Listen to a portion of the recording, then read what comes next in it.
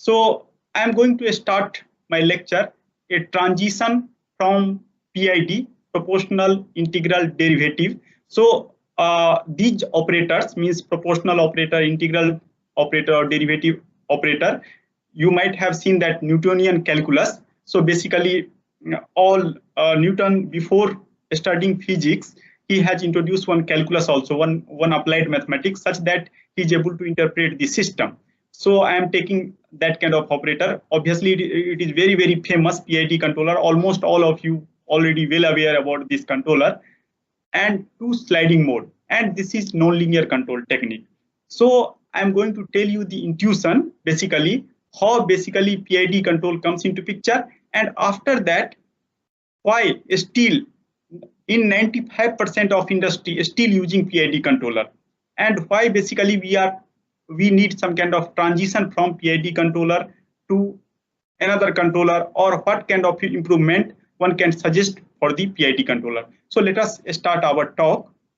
So before starting my talk, I am going to first clarify one point, that whenever you turn on any book, first you might have seen that system means either you can read biological book, finance book, everywhere people are talking about system. But most of time they are not defining the system. And definition of system for each area means in economics, in biology, or other branches, somehow that is not correlated, that is little bit different. So due to that reason, first I have to fix the definition in this class for our purpose. So what we are telling that whenever I have some kind of system, so I am talking about physical system first, and after that I will tell you what is meaning of abstract system. So physical system means I have some kind of input data, and after that if I apply input data to that system, then I will get some kind of output data. And you might have agreed with me that all input and output data is somehow means whatever instrument we are developed to measure these kind of input and output data, that is belongs to some kind of real number. Due to that reason, whenever we are defining physical system, at that time we are assuming that whatever input I am going to apply, that is some kind of real number, whatever output I am getting, that is again a real number. But for calculation purpose, we can use some kind of complex number also. So complex number is somehow hidden inside the system, but whatever input and output I am getting, that is real number. Now let us try to see what is meaning of abstract system. So actually physical system, I try to capture that physical system with certain set of mathematical equations that might be algebraic equation, some kind of differential equation, stochastic equation, or different fractional order equation. And after that, again, same set of input we are applying and try to observe the output. So here, one thing we have to maintain, since we are talking about engineering system, so we are assuming that if I apply the input and I have certain information of the physical variable, then uniquely, so this point is very, very important, uniquely I can measure the output. So whatever output for some particular input we are getting, that should be unique. Otherwise, engineering system will confuse, and that system has no practical relevance. And due to that reason, Newton first observed that whatever abstract system means physical system modeled by some kind of differential equation, that will satisfy the property of function. So there are two things in mathematics, that is relation, another is function. So relation means somehow they are relating input and output, and at that time output may or may not be unique.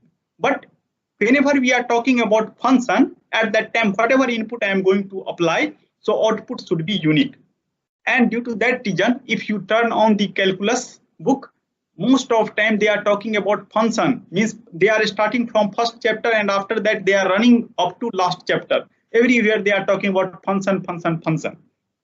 So I am assuming that whatever our physical system I am going to build and whatever mathematical system I am going to analyze, all will satisfy the property of function. It means that if I apply some kind of input, I have certain kind of initial state, then uniquely I am able to predict or talk about the output. It means that we are interested in future means either we want to shape our future, so what kind of input will give us the specific kind of future.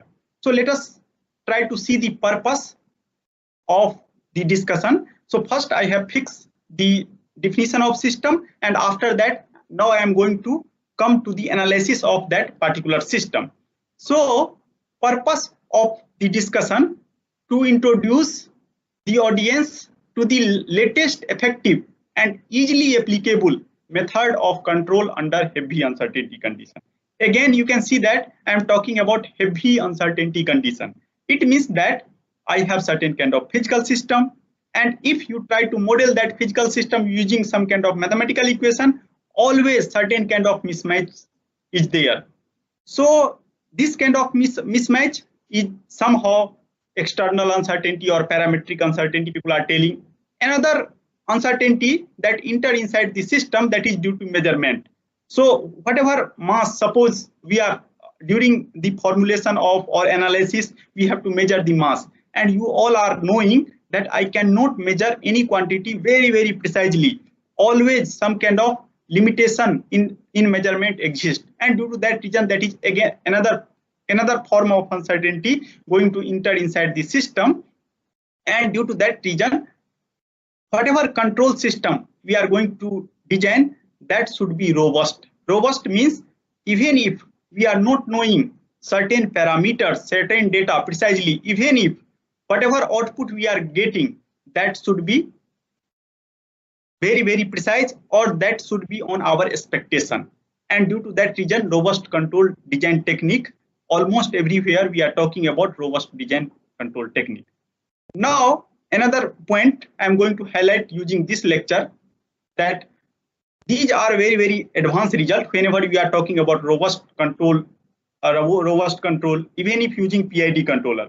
But in this lecture, I am going to use just simple and analytically, mathematically sound idea. So again, I have told you that almost everything is coming from the calculus, and calculus is actually developed by Newton. So in this whole lecture, I am just going to talk about the Newton's 3 law, and based on Newton's 3 law, I am going to tune all kind of controller, PID controller, on-off controller, and sliding mode controller. So I am not going to talk anything else except the Newton's law. So if you have idea of Newton's law, you are able to understand the fundamental of control system.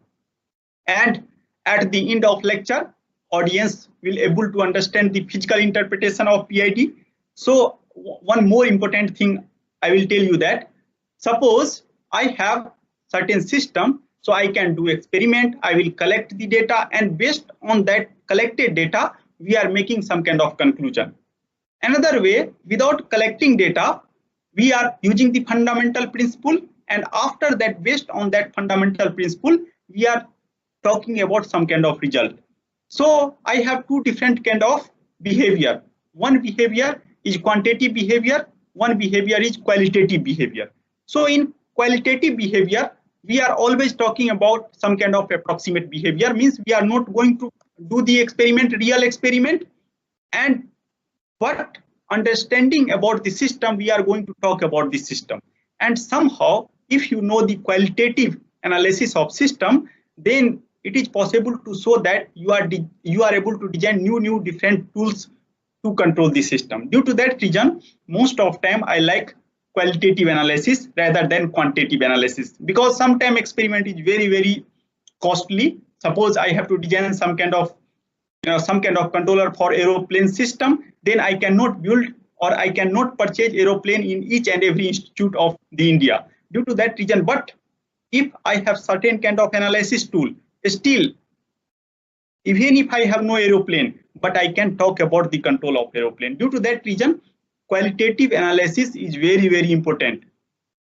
And after the completion of this lecture, you are able to understand that how to perform qualitative analysis and tune the controller again if my system is affected by some kind of uncertainty. And this approach is especially useful for the following class of system, power plant industry, electrical motor design, any kind of targeting and tracking problem. I will define what is meaning of targeting and tracking problem, robotics, avionics, signal and image processing.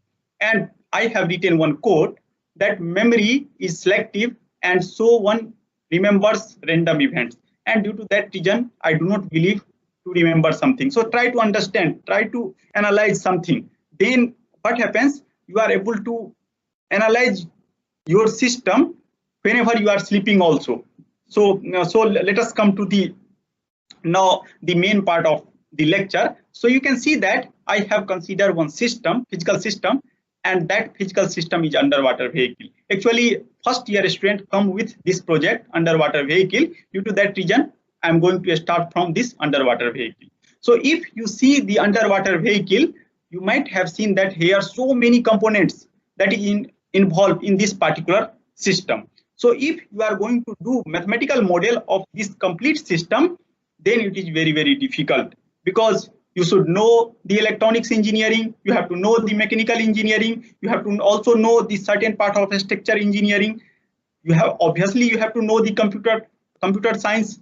And if you want to combine everything, then model becomes so much complex that it is not tractable, means you are not able to design something, or you are not able to tell anything about this. So it means that whenever we are doing mathematical model of certain system, always you have to become very, very specific. So suppose that if you are electronics engineer, then you have to just see the electronics part of this system and you have to talk the mathematical model of that particular quantity. So basically here we are control engineers, and so I have to understood the objective of this particular vehicle, underwater vehicle. So you might have seen, or you all are aware with this, that whenever I have underwater vehicle, then only our aim to move underwater vehicle from one point to another point, and that is called some kind of control problem. So either you have to move from one point to another point with some kind of constant velocity, or with some kind of time varying velocity, or somewhere you have to stop that underwater vehicle. So basically what happens, that this complicated, out of this complicated model, I have to select some model that should be simple.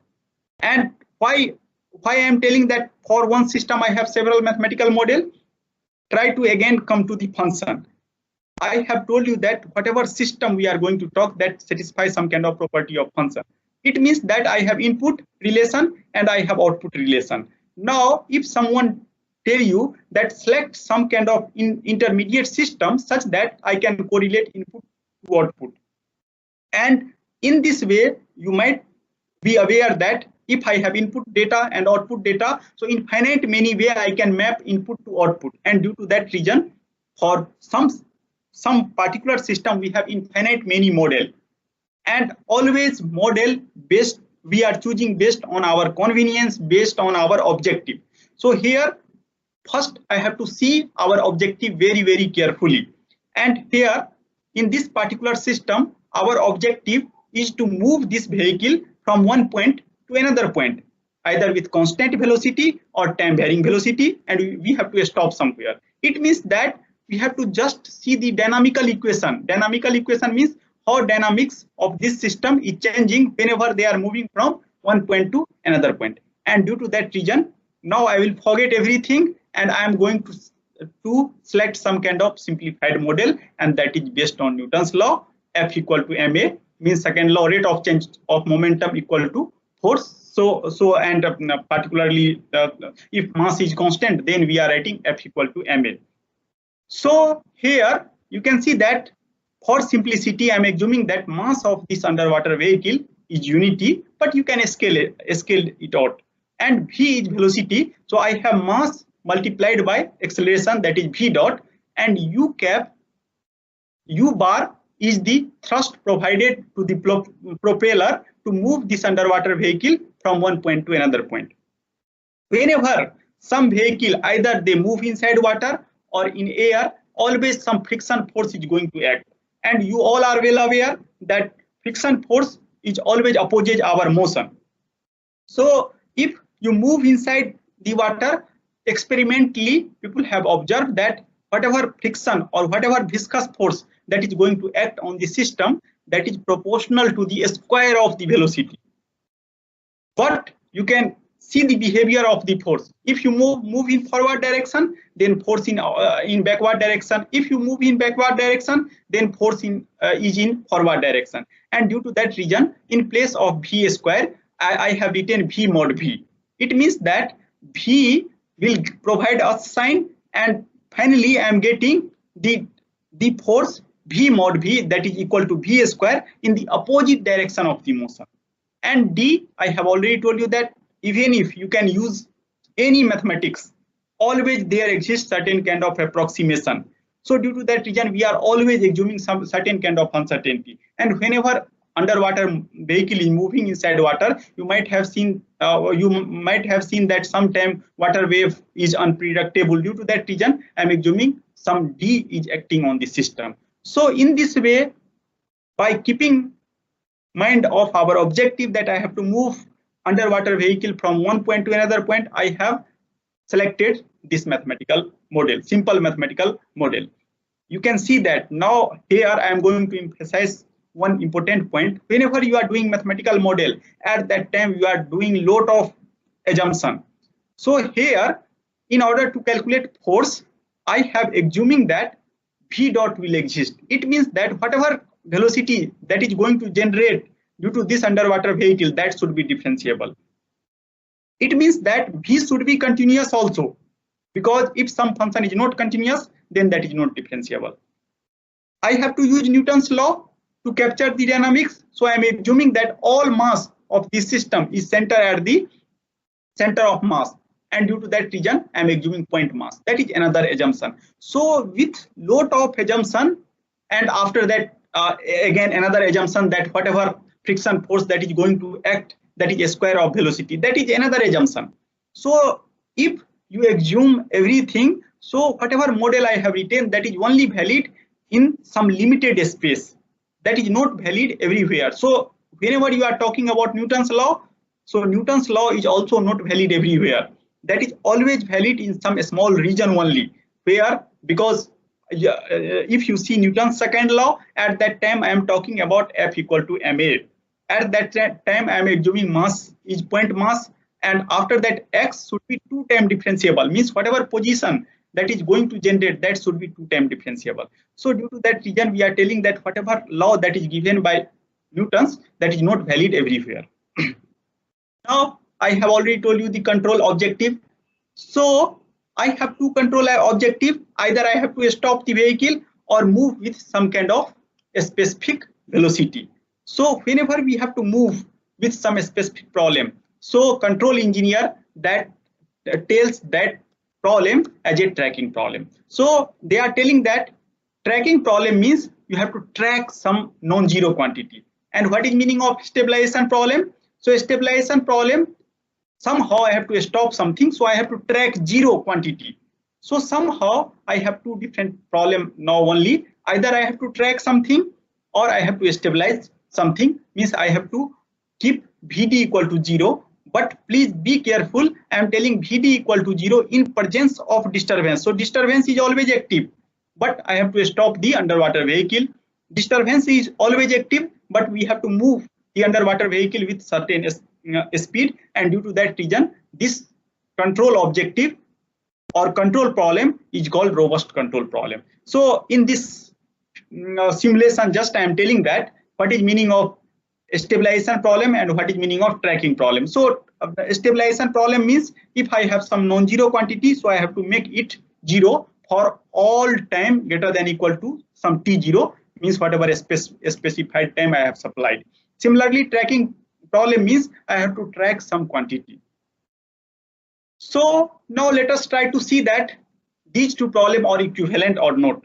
So these two problems is not always equivalent, but in some particular case that is equivalent. So before talking about the equivalence, let us try to see that what is meaning of the tracking problem. So suppose I have to track some signal Vd. Vd is desired signal. So user has provided me some kind of reference signal, that is Vd, and I am assuming that whatever VD they have provided, that is time varying also.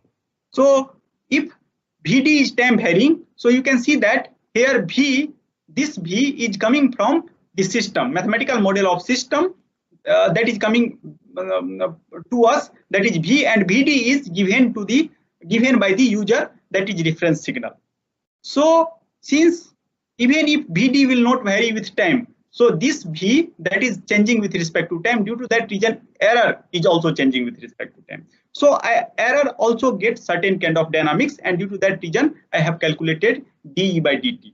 But during the calculation of dE by dt, you can see that V is always differentiable, because I am assuming that my system is modeled using some kind of Newton's law. So I have assumed that velocity is one time differentiable. So there is no problem with this first term V dot. But you can see that here second term, that is V dot.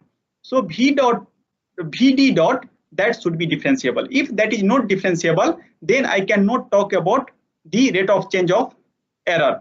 And due to that reason, we are telling that tracking problem, whenever we are making some kind of equivalence between tracking problem and stabilization problem, at that time I am assuming that whatever reference signal, that should be differentiable. And after that, now task is easy. Just you can put V dot from that mathematical equation to here, and after that you can select this kind of control action. So you can see that since I am assuming that reference signal is available to me, I am also assuming that their derivative is also available to me. So if you are assuming that VD dot is available, because whatever control I am going to design, so every term inside control should be known or well defined, and due to that reason I am assuming that VD dot is defined. After that, you can see that we already know from the experiment that whatever friction kind of force that is going to act on the system, that is a square of velocity, and due to that reason I have put that term inside the control action, and this term I have to design. So here you can see that in this control U bar, VD dot, that is provided by the user.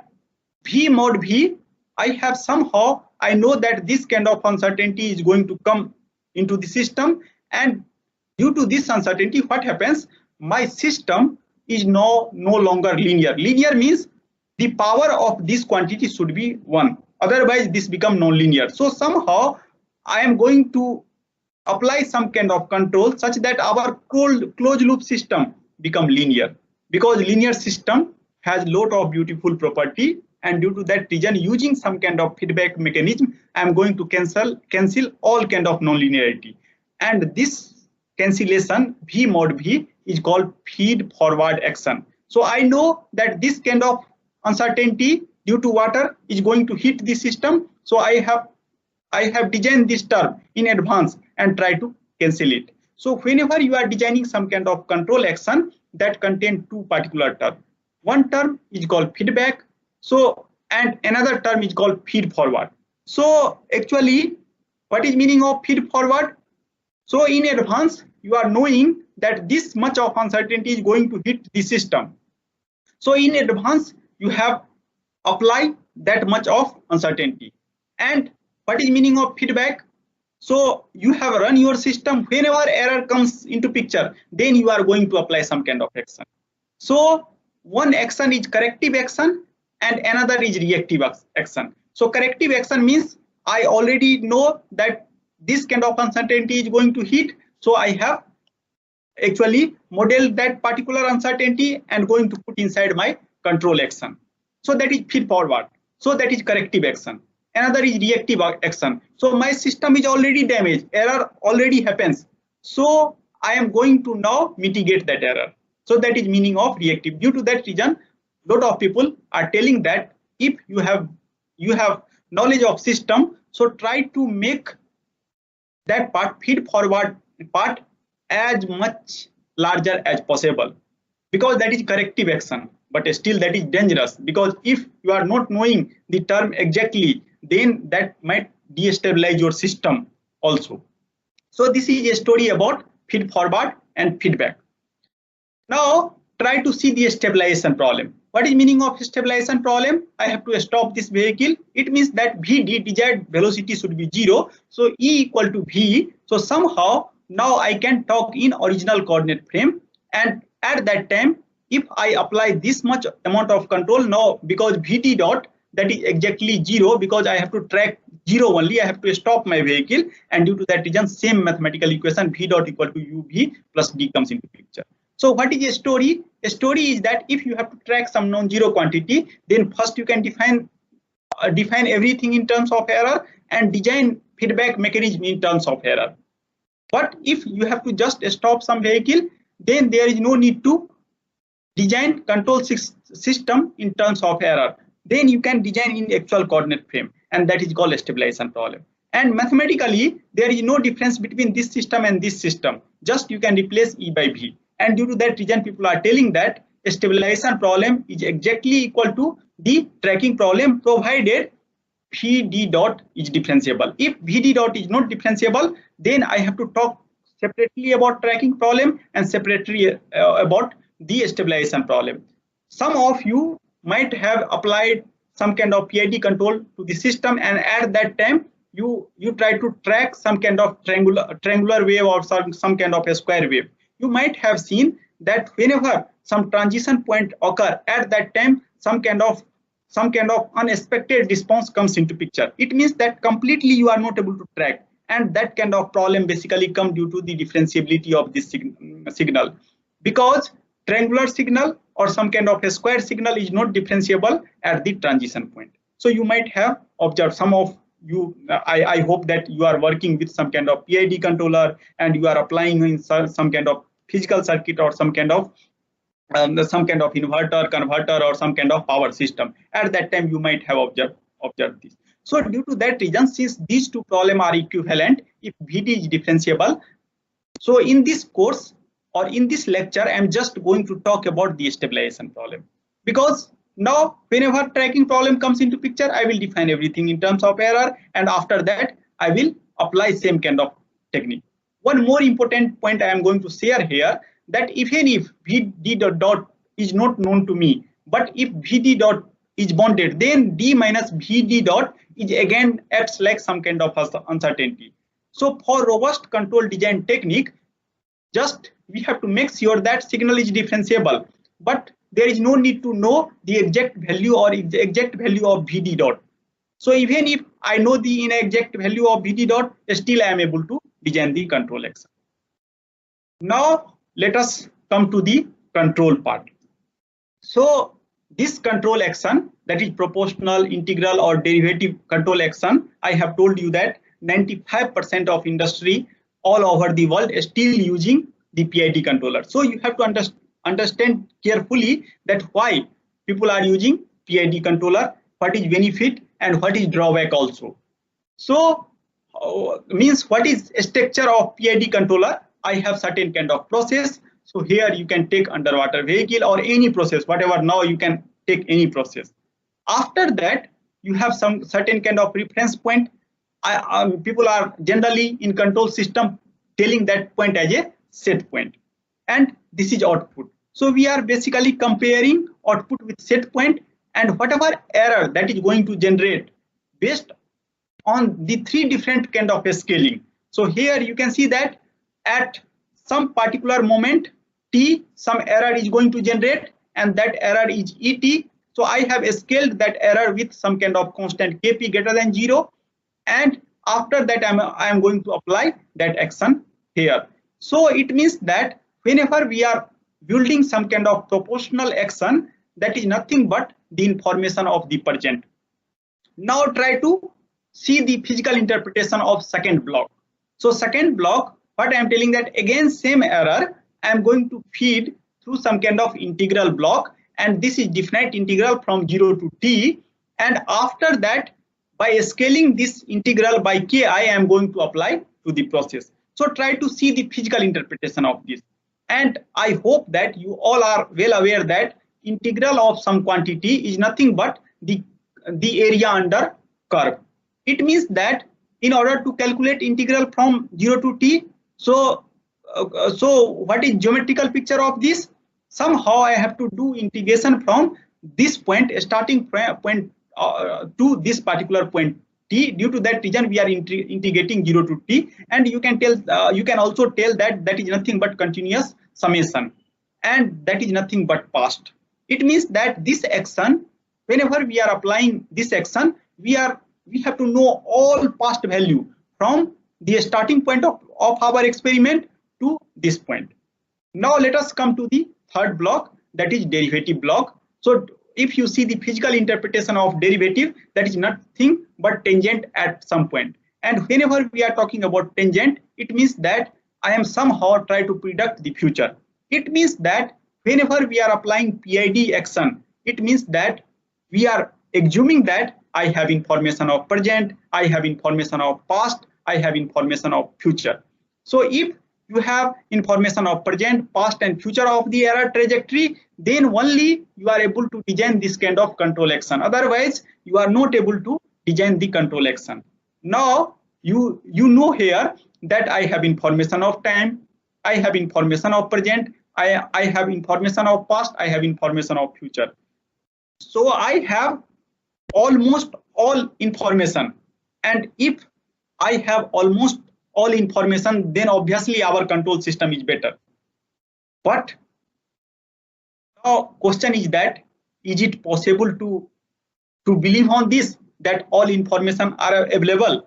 Nowadays it is era of network control system. So in network control system, what basically we are doing, means operator is sitting inside some room, and from room they are trying to control some plant. Now you can see that if this proportional action will act, then that is not a problem. It might possible some delay, with some delay this action will work. But try to see the second block. So second block, in order to apply second block, they have to know past information, and everything is on network. Suppose now you are knowing that, means we have another bad people, that is called hacker. They might hack our data and they will change somewhere our data. Then what happens? Whatever control system I have designed here, that might destabilize our plant. And suppose our nuclear plant, take example of nuclear plant that is actually working on some kind of network, or some kind of aeroplane that is working on, that is actually making some kind of trajectory based on network control system. And if they will change this second block, they will put some kind of dummy signal here, then what happens? Our control system will destabilize the plant. Due to that reason, we are telling that whatever past information, that is not too reliable. Present, we are assuming that is reliable, because hacker also have to make their some kind of subsystem such that they will know our present information. And present information is so fast that it is very, very difficult to hack. Now, future information. Most of time, we are not actually knowing about the future, because future action is heavily influenced by the uncertainty. Due to that reason, I cannot also believe on the future information. So what kind of information one can only believe in this present era? I can only believe on the present information. But suppose if some plant is actually running inside closed room, so at that time there is no need, there is no worry of about the hacker. So okay, I am assumed that I have all past data. We know that what kind of uncertainty is going to hit, so I have information of the future also, and present information obviously I have. So at that time, since I have information of present, past and future, so PID controller is best suited control for that particular plant. And most of plant, 99% of 95% of plant which is running inside this world, that is actually means their working environment is most of time that is closed environment. And due to that reason, I can believe that past, present and future all information are available. So now even you know present, past and future information is available. Another difficulty is that you have to design KP, KI and KD. So another set of difficulty now comes into picture, that how to tune KP, KI and KD. These values are fixed or they are depending on some quantity. And due to that reason, again, you have to relook into these two KP, KI and KD. But suppose that most of time now several plant is running on the network control system. because now everything is going to shift. So now I can only believe on one information, that is information of present. So we are going to see the possibility that if I have just present information, so using proportional action, what kind of control I can design. Because in network control system, I cannot rely on past information and future information. And due to that reason, somehow I have to rely on the present information. And again, if I know some higher level of mathematics, even if all information is available, then I can choose KP, KI, and KD very wisely, such that I will get some kind of appropriate response. And due to that reason, the main discussion of today's lecture in two folds. So first fold, I am going to assume that if I have just present information, then is it possible to get same kind of response, same kind of output, whatever we are getting from all three information. And another thing, I am going to assume that if I have three information, then how to design KP, KI, and KD with help of Newton's law. So let us try to start this part of the lecture. So I am assuming that I have just information of present, and that is, it means that I am only able to apply the proportional control.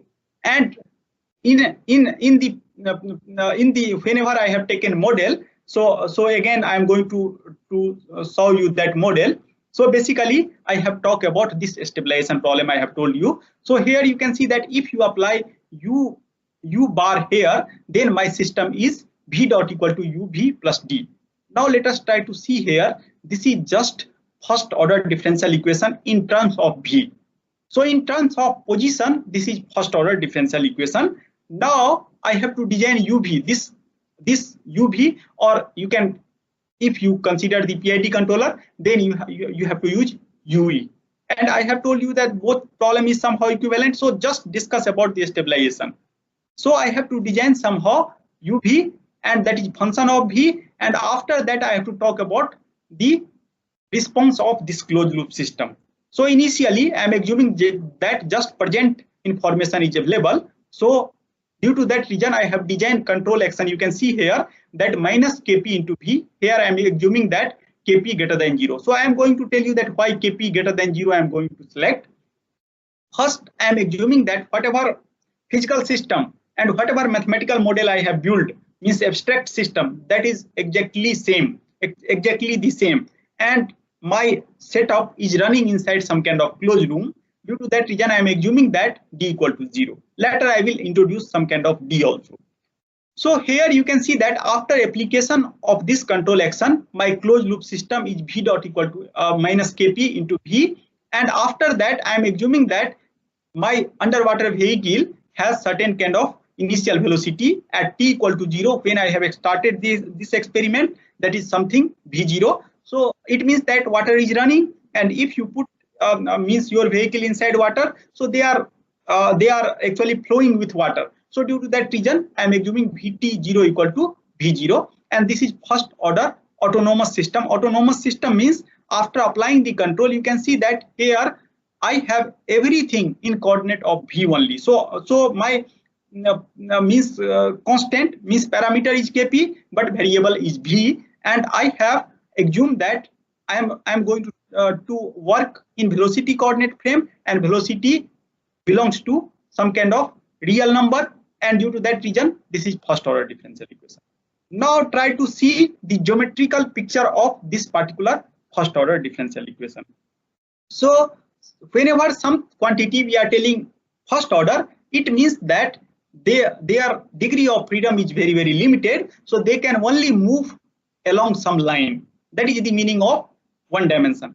What is meaning of two dimension? That is that can move on some plane. And if we are telling that something is on a space, means R3, so they can move in 3 dimension. And similar way, we are generalizing the dimension. So for simplicity, I am assuming that I have certain kind of one dimension. So I have drawn this kind of line. And during school time, you might have seen that whenever we are telling that some quantity belongs to R, means real number, then we are drawing this kind of line. So I have two set of velocity. It might possible initial velocity is positive or initial velocity is negative. Now try to see that what is rate of change of velocity, v dot. So in order to calculate v dot, if I know v somewhere, then I can talk about the v dot, because here I know I have fixed kp greater than 0 and negative sign is here. So my v is positive, and after that you can see that v dot is negative. Why v dot is negative? Because v I am going to put some kind of constant quantity v0, and that is positive. So and kp is positive, so positive multiplied by positive and with negative sign. So since v is belongs to r, so their rate of change is also belongs to r, and due to that reason again I have redrawn same line, and I am going to show v and v dot on the same line. Now try to see that as what happens. Now v is positive but v dot is negative. So if v is positive and rate of change of some quantity is negative, then what happens? We move in this direction, means decrement direction. Now come to the left hand side. Left hand side you can see that v is negative, and if v is negative then this becomes positive. So what happens? I start moving on the right hand side. So what happens that you can start anywhere, and if kp is positive, then finally you start moving towards this point, that is v equal to 0. Let us now try to see that behavior at v equal to 0. So if you are at v equal to 0, then your v dot equal to 0 means rate of change is 0. It means that if you start from 0, you are not going to move if system has no disturbance, d equal to 0. So due to that reason I can apply first law of Newton's, that since I have velocity equal to 0, there is no force or forcing force. Now because I am just talking about in coordinate frame where I have velocity and rate of change of velocity, and due to that reason I am telling that if you start from this point, you are going to stay here. So let us try to summarize the observation in terms of control system. So from this point you can see that if you have certain quantity v, that is position like quantity, so velocity I am going to interpret now as a position. You can interpret. So here if you are working on thermal engineering, then you can interpret velocity as a temperature and t dot as a rate of change of temperature. So again you can able to apply the Newton's law. So now even if in electrical system, suppose that if you have q, so q you can interpret charge as a position, and dq by dt, whatever current that is come, that is rate of change of charge, that as a velocity. So similar way now I can generalize this, that is called idea of equilibrium point. Equilibrium point means if you start somewhere and you are going to stay there forever, then that is called equilibrium point. So basically now what you can do, if you have here I have just taken a scalar differential equation, now you can take vector differential equation, and vector differential equation v is basically now not belongs to r, that belongs to r2. Again if you put v dot equal to 0, means v is here vector, so you can assume that v inside v I have x1 and x2, so x1 and x2 equal to 0, so you are going to stay there. Now what happens? All trajectory are converging towards equilibrium point. You all have seen that if I start anywhere, either in left hand side and right hand side, what is my behavior? I have this kind of behavior, and due to that reason I am telling that all trajectory, if I have this kind of system, then I have converging kind of behavior. Now just you can replace this negative sign by positive sign. Then what happens? That now direction becomes opposite, because v is positive and v dot is also positive. So we start diverging.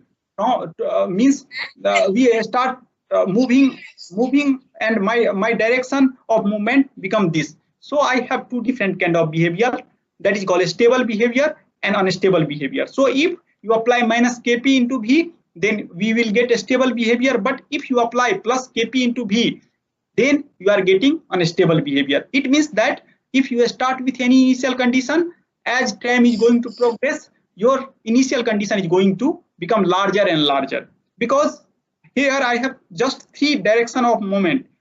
Here you can see that somewhere if I start, I am going to stay, so I am in rest position. Either I can move in left direction or right direction. So due to that reason, for first order system it is very easy to tell that what set of value kp and what is direction of movement.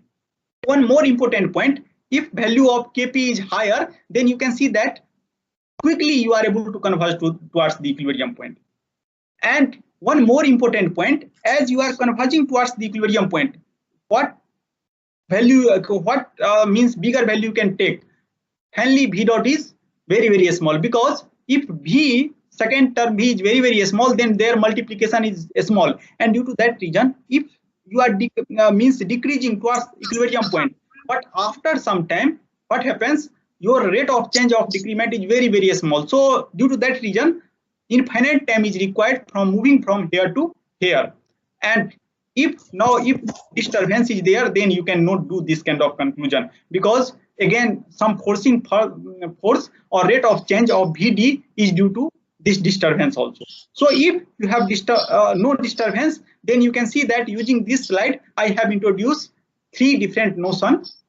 So one notion is the notion of equilibrium point, another notion of stability and instability. Stability means we are moving towards equilibrium point or we are diverging. Another kind of convergence is called asymptotic convergence. Asymptotic, why asymptotic? Because V dot, if we multiply Kp into V, that become very small in neighborhood of 0. So three different kind of notion one can understand from this particular simple slide based on Newton's law only. Because here Newton's law is telling if V is positive and V dot is negative, then we can move in this direction. Now let us try to see the same kind of slide when D is non-zero. And here I am going to assume that D is non-zero, but D is function of velocity. So if my velocity is higher, then uncertainty is higher. If velocity is smaller, then uncertainty is smaller. Another important thing, I am going to assume that V equal to 0 at the equilibrium point. So if that is 0, then now you try to see here that what happens, that if I select Kp is the gain of controller and D0 is coming from the disturbance, that is maximum value of disturbance. Again, you can see that if Kp is greater than this second term D0 sin V is plus 1 plus V greater than 0 minus 1 for V less than 0. So if I put Kp that is greater than D0, then what happens? Again, I have similar kind of behavior like first slide where I have no disturbance. So what is physical interpretation? That if my control gain is higher than the value of the disturbance, then what happens? We have same behavior like whatever we have observed in the previous class, previous slide when I have no disturbance. Okay, so it means that for this class of uncertainty, means that is called vanishing uncertainty.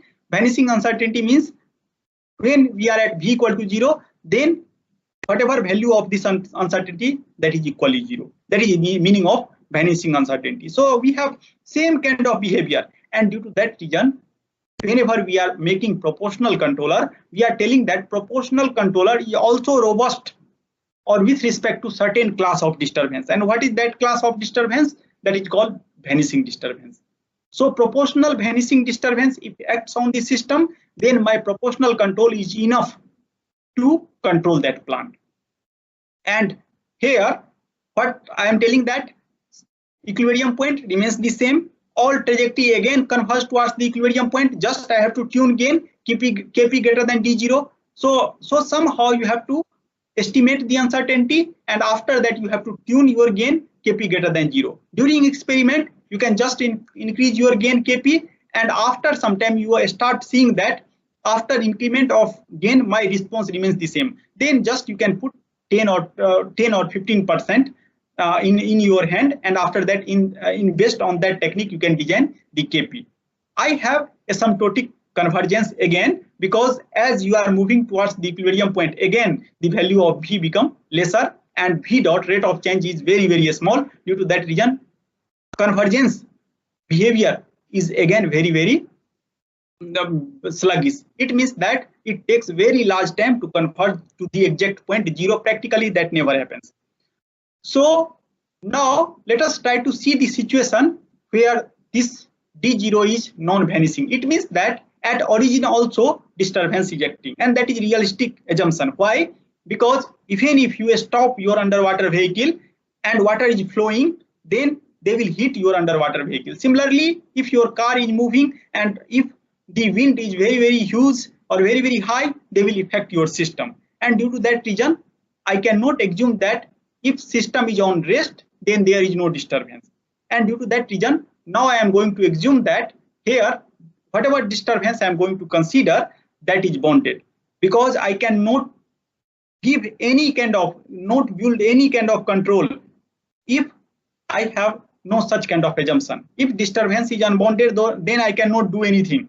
So due to that reason, you might have seen that whenever we are talking about deterministic framework, at that time we are assuming that disturbance is bounded. I do not know about disturbance, but I know that what is maximum value of disturbance. If I know or do not know the maximum value of disturbance, then we are using adaptive control technique to estimate that disturbance. So, but for this particular lecture, I am not going to talk about adaptive control. Due to that reason, I am assuming that D is not known to me, but I know the D0, means that is somehow bounded by some maximum quantity. Based on experiment, people are predicting this quantity most of the time. Now, if D is non-vanishing, it means that at equilibrium point also disturbance is acting. At that time, my system is V dot equal to Kp V plus D. Now let us try to see the behavior. So you can see that if I start far away from the equilibrium point, again from the Newton's law, this is first order, so I have drawn this line, and any initial condition V is here, and V dot, in order to calculate V dot, I have to put Kp, I have to put the V0 at each and every point, and after that I have to know the D.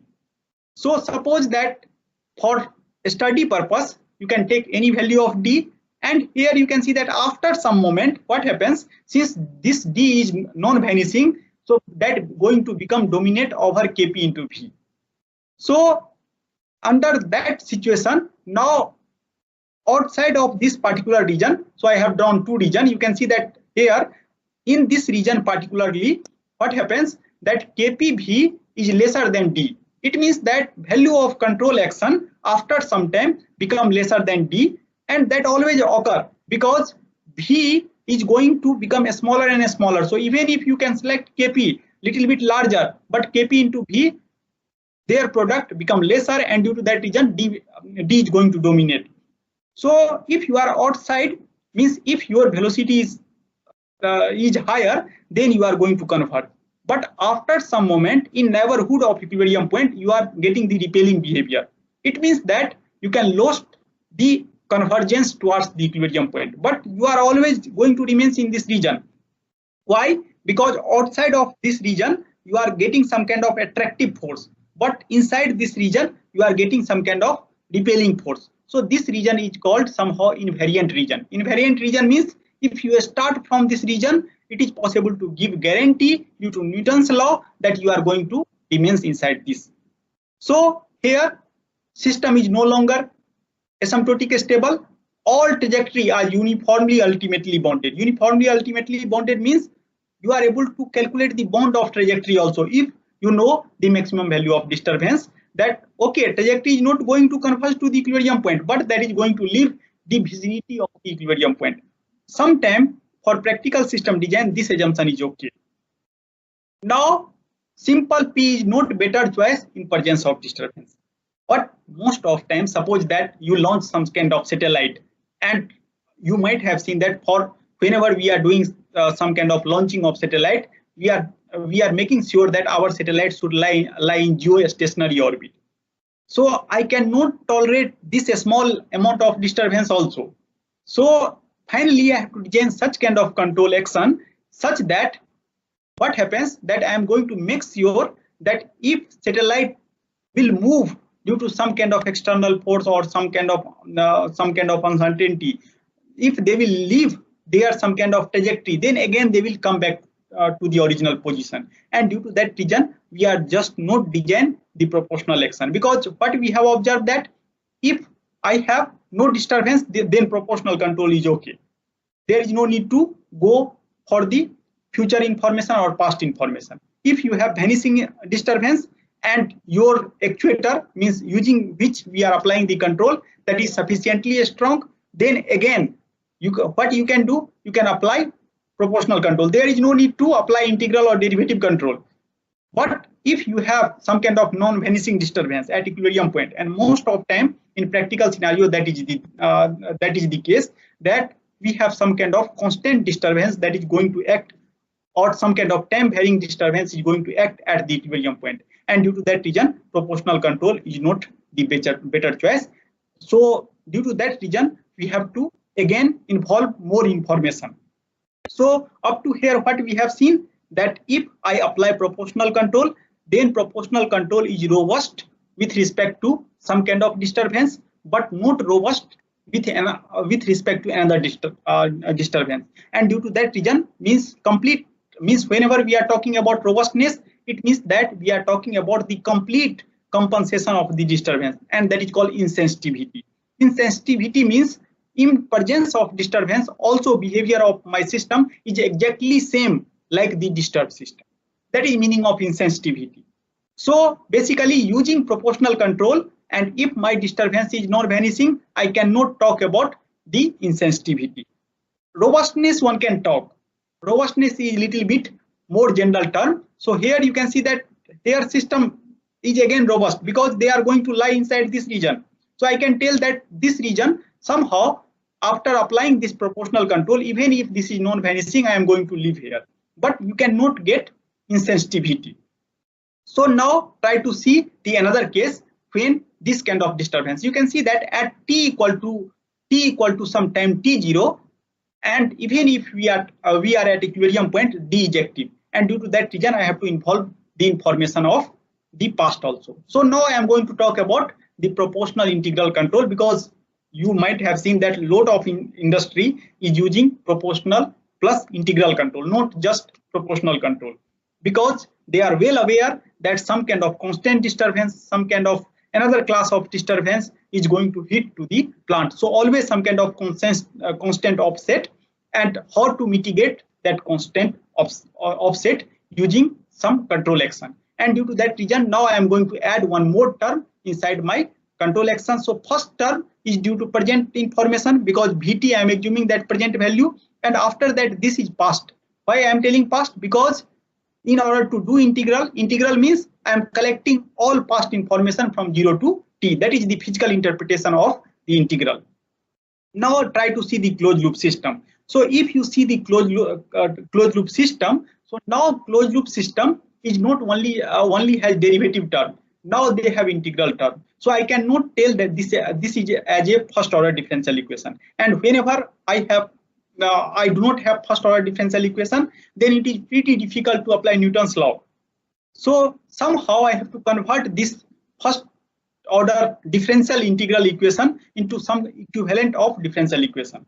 So what I am going to do, I am going to assume some kind of variable z, and in this particular coordinate z, you can see that v dot equal to kp into v plus z, and if you take z dot, then here differential of integral comes into picture. So differential of integral will give v again, and here d dot comes into picture. So after transforming this, you can, after applying integral control, order of my system is going to increase by 1. So if you have first order system and if you apply integral action, then what happens? That order of your system becomes second. And whenever you have second order system, then actually your system becomes little bit complicated. Now let us come here again. Whenever we are talking about non-vanishing disturbance, I have two different choices. What is first choice? Here you can see that d might be constant but unknown. So constant unknown disturbance is going to hit my system, or constant offset or something is going to hit my system. So if I have constant, even if that is not known, so by using differential calculus I can tell that d dot equal to 0. And due to that reason we are telling that if d is constant, then in higher dimensional, means after applying the control action, my first order system is converted into higher order system, second order system, and in second order coordinate frame you can see that there is no disturbance. So what we are telling that now if d is constant, then my system becomes fully free of the disturbance. And if you are working with PI controller, some of you might working with PI controller. So whenever you have some kind of constant offset or constant disturbance, you might have seen that after application of PI controller, that is fully vanished. And why that will occur? This is the mathematical proof for that. Because after applying the integral action, what happens? My first order system is converted into second order system, and second order system is fully free from the disturbance. Because in V and Z coordinate, I have no any unknown term. But problem is that if D is time varying. So if D is time varying, so I cannot assume D dot equal to 0. So I have to do some kind of analysis. So first you try to understand the geometrical analysis of this kind of second order equation, because now I cannot apply same kind of technique that I have some kind of line, I have just 3 direction of movement, either I can move forward, backward, or remains there. So I have to somehow see that how to analyze this second order system. So now our next aim to convert second order system into decoupled first order system. So what I am telling that in order to apply Newton's law, same like in the previous slide, if somehow I will convert this second order system into two decoupled first order system, then again I can apply the Newton's law. So now I am going to take certain help of linear algebra, and that is pretty easy because you all are knowing what is meaning of eigenvalue, how to calculate eigenvalue. So here you can see that first I am going to show you the one simulation. So simulation, what I have done, that same system I have taken V dot equal to U plus D, and I have taken constant disturbance. You can see that exactly that is going to converge to the 0. After that I replaced that disturbance D equal to 2 sin t, and after that you can see that after some time this behavior means I am not going to converge to the equilibrium point. And so it means that PI control is able to reject the constant disturbance but unable to reject the time varying disturbance. Now try to see the geometrical interpretation of second order system, because after applying the integral action, what happens? My first order system is converted into second order system. So basically now I have this kind of system, V dot equal to Kp into V plus Z, and Z dot equal to Ki into V. Now whenever we are talking about second order, means we are somewhere here, and here you can see that you have infinite many possibility. If you are on this line, then you have two possibility. Either you can move in this direction or move in that direction, or best possibility that you are going to stay there. But here I have infinite many direction, and due to that reason I have to do some kind of coordinate transformation such that what happens, this Z and V axis is converted into X and X1 and X2 axis, and I will maintain lambda I, because you know that if I am on this axis and whatever multiplicative term, that if that is negative, then what happens, I will get behavior. So somehow we have to see the possibility to convert this system into this system, then I am able to design Kp and Ki. So what is main theme of this slide? That suppose I have some kind of constant disturbance, I know that constant disturbance is going to act on the system. After that, now I am the Kp and Ki. I am assuming that I have present information and past information, but I do not know again Kp and Ki. So how to design Kp and Ki? And due to that reason, this slide become very much helpful to you. So first you can write this representation, that is called state space representation. So in a state space representation, basically we are representing system in terms of matrix first order differential equation. So here you can see that eta is V and Z, whatever coordinate system I have taken in the previous slide. So V dot equal to Kp into V plus Z, and Z dot equal to Ki into V. So our coordinate is Z and V. So I have collected that coordinate inside this particular vector, and after that I have collected all other terms into A, and after that same kind of eta I am getting. And here you can see that Kp, Ki and 1 is here, and I can choose Kp and Ki based on our wish. So now what I am telling, there exists some kind of transformation, and that transformation T is 2 cross 2 matrix, because here eta you can see that is 2 cross 1 matrix from here. So I am assuming that this T is 2 cross 2 matrix, and in this coordinate frame it is possible to show that if this lambda 1 and lambda 2 is the eigenvalue of this matrix A, then always I can find the transformation. So you can adjust Kp and Ki such that whatever lambda 1 and lambda 2 that become negative, because in this slide you have seen that after conversion from here to here, if lambda is negative, then you are able to move in this direction. And due to that reason, what I am telling, you can arbitrarily you can adjust ki and kp, and after that just try to make that calculate the eigenvalue of this matrix. So this is very easy to calculate eigenvalue of matrix. I hope that you all are aware about how to calculate eigenvalue, and after that you can just put this, so you know the transformation also. And in this way, what happens, finally I have decoupled first order system. I can again apply Newton's law. So how to select kp and ki? Just you have to choose kp and ki such that this matrix A has all eigenvalue that should be strictly negative, and in this way I can tune kp and ki.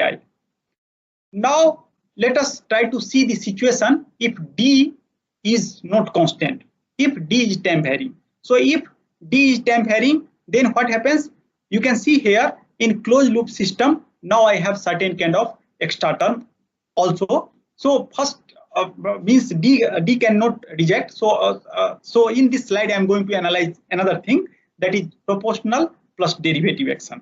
So I am going to now involve the future information, because what we have observed, what happens if I have just present information, what happens if I have present plus past information. Now I am assuming that I have present and future information, and finally you can combine everything, means present, past and future information.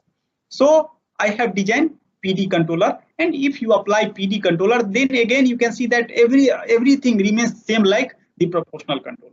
Just your disturbance is going to scale out. So what we are telling, that if you apply derivative action, then somehow your disturbance is going to scale out, and everything that remains like the proportional controller. So somehow if you apply PID controller, then your first order differential equation is converted into second order. Now suppose you have second order plant, and if you apply and second order plant with one input, and if you apply PID controller, then what happens, after applying the control, your whole plant become third order, and whatever matrix, this kind of matrix again comes into picture, that is 3×3 matrix. Just you can assume that constant disturbance is going to act on the system, non-vanishing constant disturbance. Again here you can again able to decouple. Why always one can decouple? Because kp ki is always in my hand, so I can always give guarantee that there exists some kind of lambda I and lambda 2 which eigenvalue is negative. So that is guaranteed. So in third order, now I have 3×3 matrix. In if you have third order system, if you apply PID controller, suppose you have first order system, first order control means one control input. If you have, then third order system is converted into fourth order. Again, now you have 4×4 matrix A. Now just you have to make all eigenvalue equal to negative. So based on concept of eigenvalue, you are able to tune the controller, PI controller or PID controller. What if you have here, what this slide is telling, that if you have some kind of control action, some kind of disturbance, so disturbance is now, if that is time varying, and if you calculate d dot, then that is not vanishing, and due to that reason some unknown input is going to always hit the system.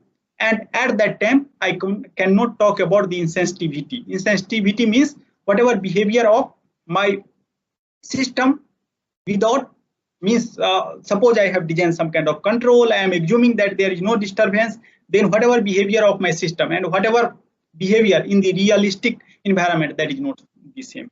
So unknown input is also always going to hit, and due to that reason, and now I will tell you that why I have to move to the another part of the story. What happens, suppose that one car is moving in the open ground, so always air is going to hit, and you all are aware that air wave I can model as a periodic wave, and periodic wave can be expressed in terms of sine function and cosine function, and if you take the derivative, then that is not zero at the equilibrium point. And due to that reason, time varying disturbance is one of the important class of disturbance that is going to hit inside the system. So if time varying disturbance is hitting to my system, then how to talk about the insensitivity? That is our now the next motive of this particular lecture. So one more thing I'm going to tell you, that suppose you have just present information and you have system, and whenever I have system, then three things are involved. One thing, in order to measure the output, that is called the sensors.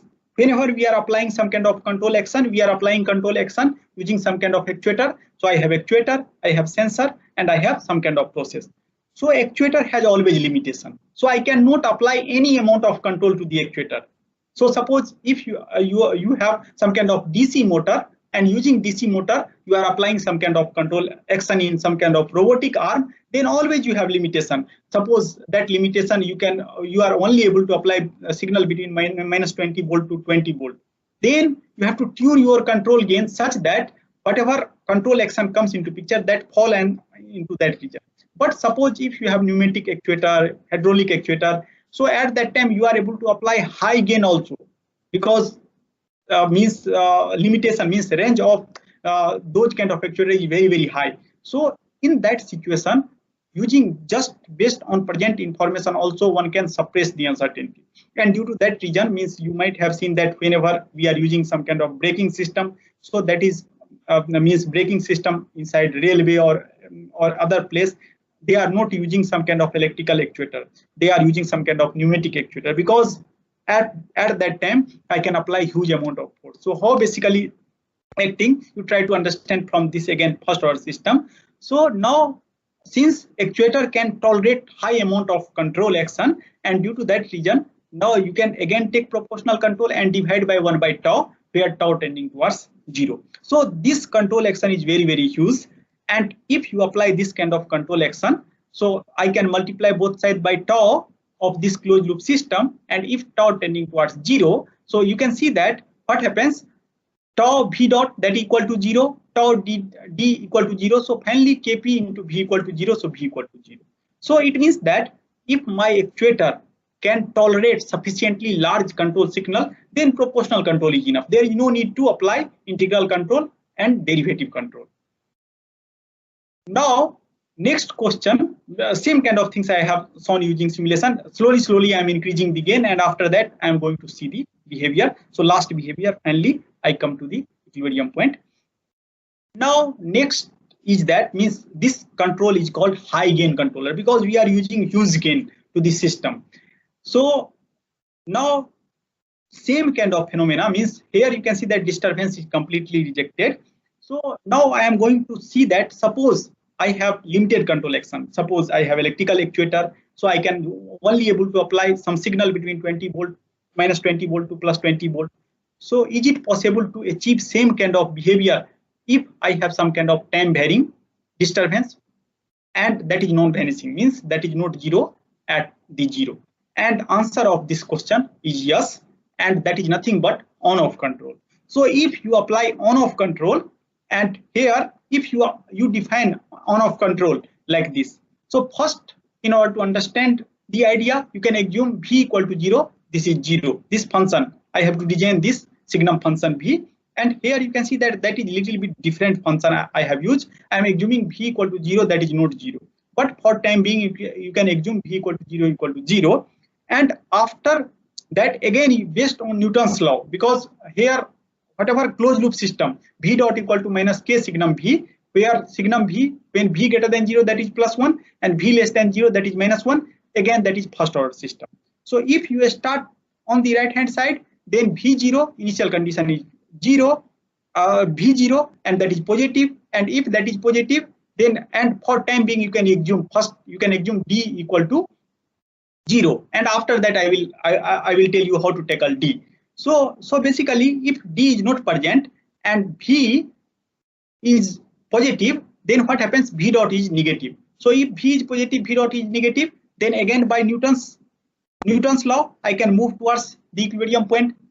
And suppose now d is there, and if you put k, gain of this controller is greater than dt, so even if for any small v, this gain remains constant, because signum v is only generate the direction, that is not going to generate any magnitude. In case of proportional controller, what is problem? Because here this quantity is going to scale, but here I am applying some kind of constant gain. because either I am applying minus k or plus k if I am not at equilibrium point, and due to that reason always I have this kind of behavior.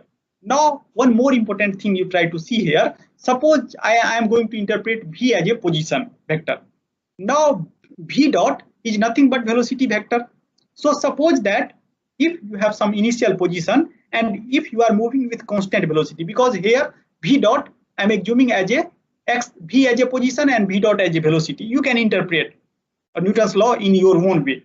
So what happens that you have to move from point A to B, you have finite distance, and if you have finite velocity, then in finite time it is possible to show that you can able to move from A to B. So here I have another kind of convergence that comes into picture, that is called finite time convergence. So in finite time, if I apply on-off control, then I can give guarantee that I will converge to the equilibrium point exactly. Now you can take any kind of bounded disturbance. So criteria is that disturbance should not exactly known to me, but somehow I am able to know the maximum value of disturbance. It means that if you have practical system, I will apply some signal, I will slowly am increasing the gain. After some time, you are able to see that means behavior of the output is not going to change. It means that that is the maximum value of disturbance that is acting on the system. In that way, you can predict and able to tune this gain, means based on hit and trial, and mathematical way people are doing like this. So one more point here, now why I have defined this kind of equation at v equal to 0. So you can see that v equal to 0 here, that will take -1 to +1. So first you see the simulation, and after that I will tell you the physical interpretation of this. So simulation is like this. I have taken same system. Here I am assuming that dt is nothing but sin t. So I am assuming I have disturbance something like sin t. So for simulation always you have to assume something. So you can see here that my initial velocity v is 1. So here x and v has no difference. I have told you that either you can assume v or x. So my coordinate frame is such like I am assuming x equal to v. So in finite time you are able to converge here. And once you are going to converge here, at that time what happens, you can see that this kind of signal, response of signal here, this become fully blue, and that is oscillating about this point, that is u equal to 0, that is -2 +2 -2 +2 or -1 +1, because I have applied k equal to 1. Due to that reason this signal is -1 and +1. And what is beauty here, once that will converge here, you are also able to estimate the disturbance. So exact value of disturbance is known to me. So now you can see that what is beauty of this control. So one of the beauty of this control, that after converging towards the equilibrium point in finite time from here we can, now perhaps you understood why I am talking about finite time. After finite time you can see that I am able to reconstruct the disturbance, and due to that reason this on-off control is also called disturbance observer. So sometime you have to estimate the fault or something like that. At that time also you are able to use this kind of control action to estimate that kind of fault. Another point, you can see that at v equal to 0, this is not 0. So by simple Newton's law, how to give guarantee that this is going to remain here, because v dot is now not 0, because that is going to lie inside -1 to 1. So now here two different kind of, you might have seen that Newtons have proposed two different kind of velocity. One velocity is called average velocity, that is also called a speed. Another is called instantaneous velocity. So whatever v dot, that is qualified for instantaneous velocity. So here instantaneous velocity is non-zero, but average, if you calculate the average velocity, and how to calculate the average velocity, because whatever control action I am using, that is rate of change. So rate of change is velocity. So basically that is this. So average of this signal from this, that is 0. It means that average velocity is 0, but instantaneous velocity is non-zero. So instantaneous velocity is rejecting the disturbance completely, and average velocity give guarantee that system is going to stay here. And if you pass this system, means right hand side by low pass filter, then what happens, you are able to reconstruct this kind of disturbance. So due to that reason, this control action has several beauty. First beauty is finite time convergence. So in finite time, what in PID controller you might have seen that I cannot talk about finite time convergence. Another beauty is that you can take any class of disturbance if that is bounded, and if your actuator is sufficient enough to tolerate the control action K that is greater than dt, then you are, after some time you feel insensitivity, means you are able to converge to the equilibrium point. And third beauty, it is possible to estimate the disturbance exactly also. So due to that reason, on-off control, whenever I have defined here v equal to 0, -1 to 1, because by seeing this simulation, and this is called set valued, multi-valued representation of signum function, and this is motivation of sliding mode control. So basically, what happens in on-off control, this is -1, +1, and v equal to 0, this is 0. But whenever you are talking about sliding mode control, at that time v equal to 0, I have to do this kind of definition. Then only I can give guarantee that at the equilibrium point I am going to remain there, and I am also going to estimate the disturbance. And finite time convergence, because rate of change is constant. I have already explained this to you. So now this is the geometrical way. Sometime I have told you that two pictures, one is quantitative picture, one is qualitative picture. So sometime qualitative picture is also important, and using another picture, it is possible to calculate the time of convergence also. So now using idea of distance, actually if you see the literature, in literature people are defining Lyapunov function. But so you can see here that even if you are not knowing Lyapunov function, because most of time, since whenever you are applying some kind of, whenever you are talking about on-off control or sliding mode control, at that time Lyapunov analysis is required. But first year student or beginners are not aware about the Lyapunov function. So how to substitute that kind of analysis? But I hope that all of you are already learned or some kind of idea about the distance. Distance is nothing but some kind of absolute value we are telling. So suppose that you are at origin, so either you are in left hand side and right hand side. Suppose if you are in between and someone asks you that you have 2 points, one in your direction of your face and one point B in your B hand, then I am able to tell that distance of point A and B is always positive, means either 5 kilometer we are telling, we are never telling -5 kilometer. And so that kind of idea is give us that kind of idea is nothing but generalization of the distance. So whenever we are talking about distance, it means that at Vt equal to 0, distance should be 0, and Vt should be always positive, and that will satisfy the triangular inequality. So that is the generalized idea of distance.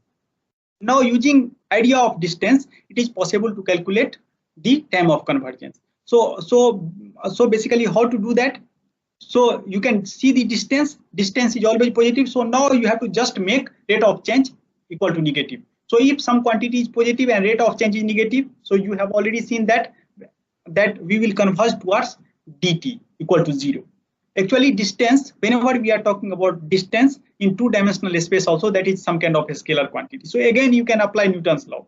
Even if in 3 dimension we are talking about distance d square equal to x square plus y square plus z square, and there are different notions of distance. Means if you have means some kind of interest, then please try to see the norm linear space. So you can define distance in several different ways.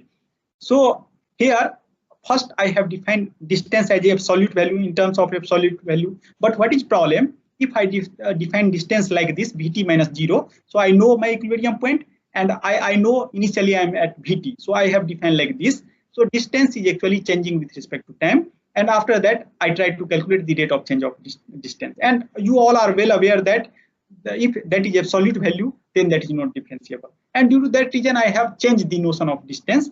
And but you have to make sure that everything remains the same. Means at v equal to 0, distance should be 0, v should be positive, and that will satisfy the triangular inequality. So, and this kind of idea we are actually learned in first year of mathematics. So dt I have defined half v square. If you have two-dimensional, then you can define Vx square plus Vy square, Vx square, Vy square plus Vz square in 3 dimensions.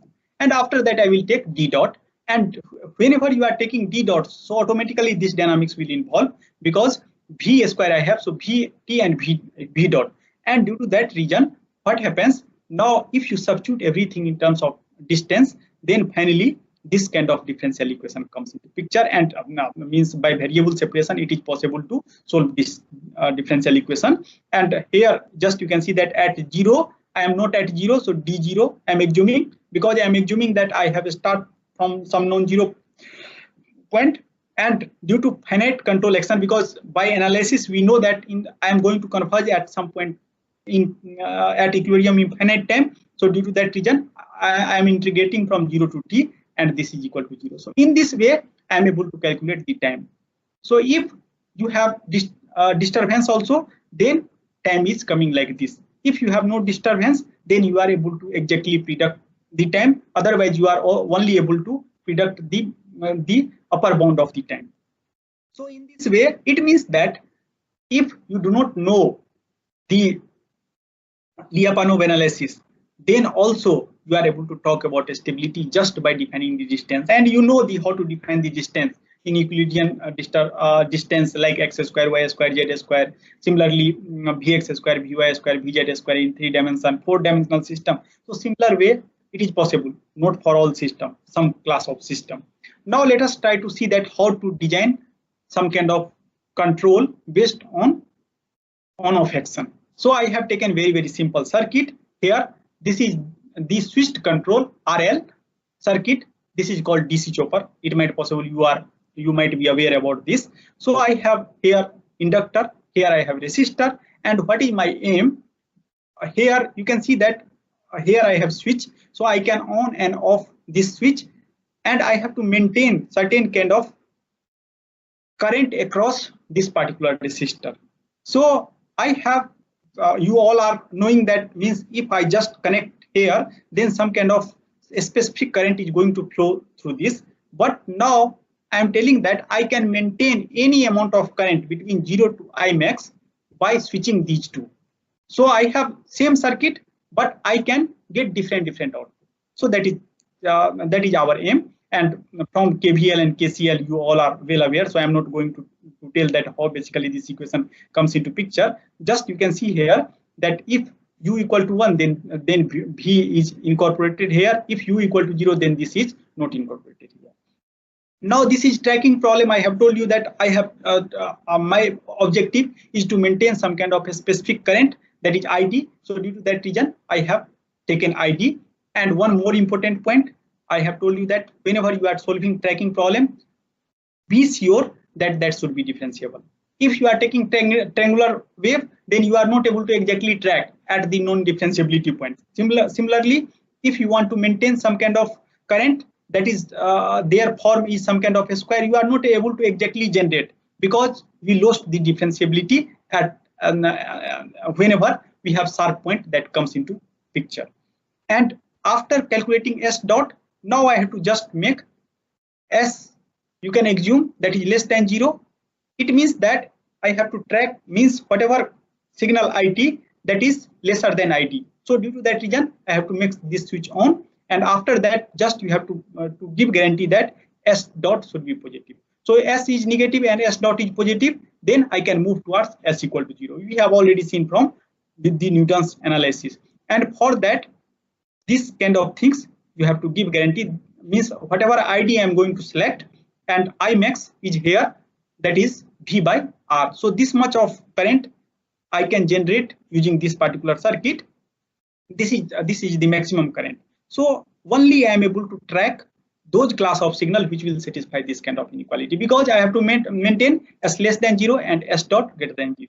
Similarly, here if S greater than 0 means if I try to cross the I equal to ID, at that time I have to switch the control action, so off action, and again I have this kind of condition comes into picture. So I have to combine both conditions. So if some ID will lie between 0 to I max, and by adjusting the L and R, I am able to track the ID. So this kind of condition comes into picture.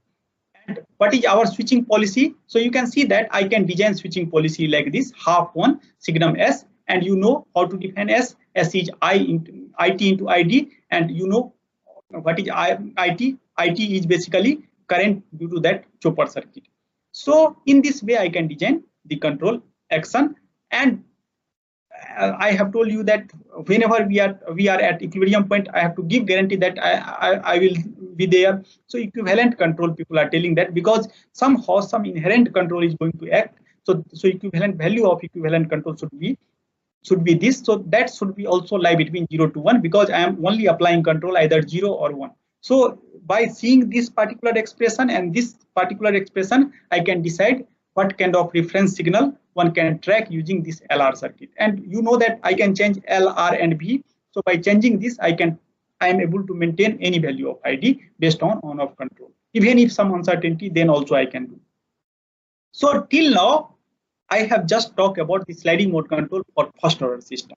So if I have first order system, their analysis is very, very easy. I am online, and after that I have to just make sure that value of gain should be greater than the maximum value of disturbance.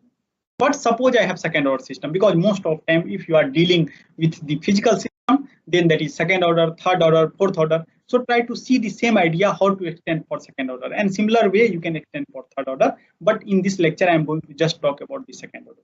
So what is the main motivation? So all sliding mode is just based on one simple law, that is whatever we have seen. If I have some kind of first order system like V dot equal to U plus D, and if I select U equal to minus K signum V, and if K is greater than D, then I am always going to converge towards the equilibrium point. But here my system order is second, and whatever result we have seen for on-off control or sliding mode control, that is only applicable for first order.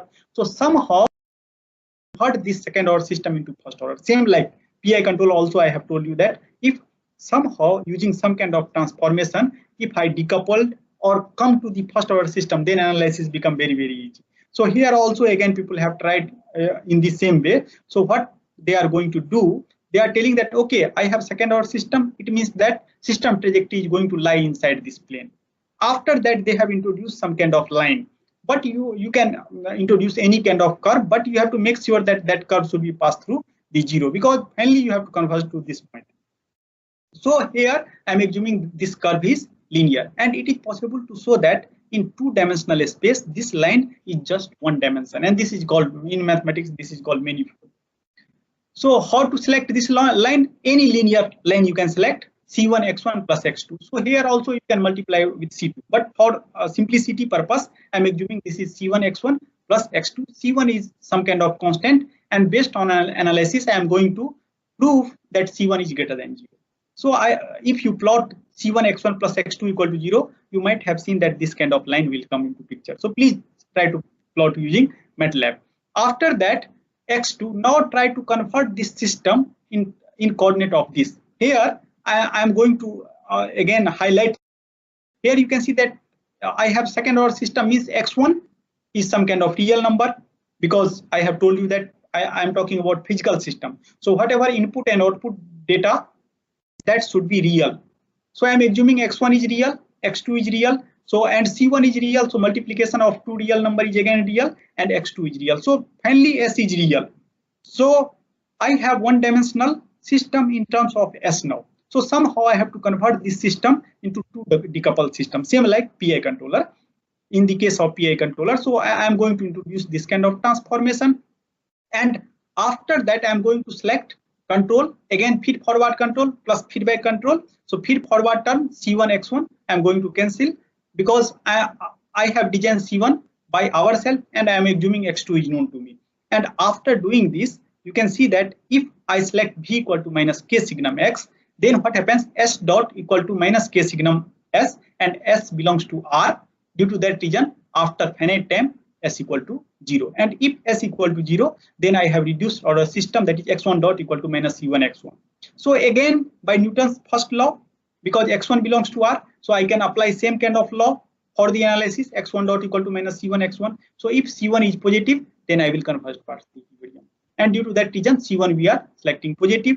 And how to select the value of K? because dt is here, so k should be greater than t. So using two kind of, so this system, below system is fully decoupled. If we will see in coordinate frame of S, and after some time what happens, first system is also become decoupled once you are converged to here. Due to that reason, we have two phase. One phase is reaching phase. So reaching phase, this whole dynamics is active. Once you are here, then what happens? S is 0 and S dot is also 0. So what happens? I have x1 dot equal to minus cx1. So finally, I am going to converge towards this. So I can give guarantee that x1 is asymptotically 0. Now I cannot talk about finite time convergence. Why? Because you can see that this is nothing but x dot u governed by proportional control. Same like that. Now S is 0 and x1 is asymptotically 0, and here S is 0, x1 is asymptotically 0, so there is no option for x2, that should be 0. So in this way, we are telling that all trajectory that is start anywhere, that is going to converge here. And in this way, I am designing, this is the design of sliding surface, this is design of control, so you can just club here and after that you can apply here. Then you are able to prove or show that x1 and x2 both goes to 0 asymptotically, not infinite time now. Because S is 0 infinite time, but S is 0, but x1 is asymptotic. Due to that reason, x2 is asymptotic. Similarly, similar kind of things you can extend for third order or fourth order. So what I'm going to show using, I have taken some second order system. I have first design proportional controller. I'm assuming x1 and x2 both are available to me.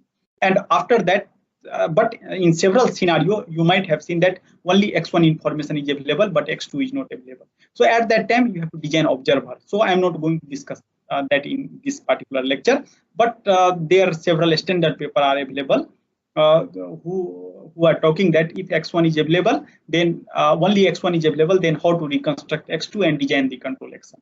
If I have sliding mode control, you can see that now I am getting exact convergence, but here I am getting this kind of control action after some time. So this kind of control action is somehow dangerous for the mechanical system, because I have some kind of on-off behavior once trajectory will converge to the equilibrium point, and that is called chattering, that may excite the unmoduled dynamics of the system. And due to that reason, continuous higher order sliding mode control comes into picture. Means how to achieve sliding mode control using continuous control action. So that is current area of research. So and that research actually comes into picture after 2016, and that is my PhD contribution.